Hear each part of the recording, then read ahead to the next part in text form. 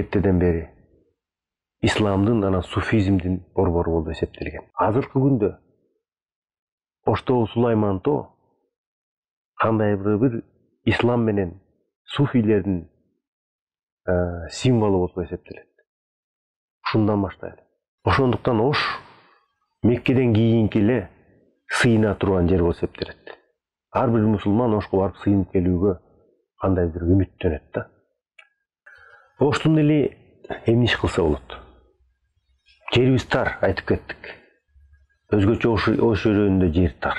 Пахтаны, органикалык пахтаны, жибек чыгаруу производствосун,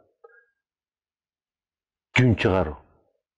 Анан ошону жөндөн сатып ийбей, ошолорду кошуп бир кездеме жашатып, кырын чыгарып, кымбат сатууга шарт түзүшүбүз керек да.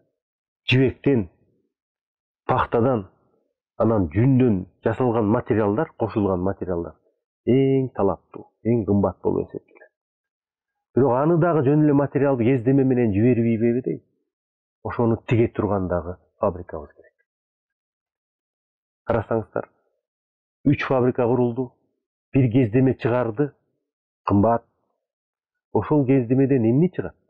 Ал кездемеден космоско жара турган кийим жасайт.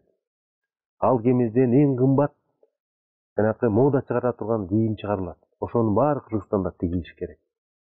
Бул эң кымбат сапаттуу нерсе болуп эсептелет азыркы убакта. Канча жумуш ордун ачып атабыз? 4 завод болот. Бирок мындан сырткары ар бир жараныбыз Оштун жаранына. Оштук деле эмес, Кыргызстанда да баарын кошулса болот ушул. Ар бир үйүбүз бир 10дон ак кой баксак болот. Ар бир үйүбүз жибектин тытын жанагы кокондорду чогултсак болот.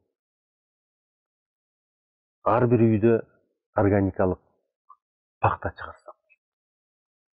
Баарыбыз жумуш менен камсызданып калабыз да.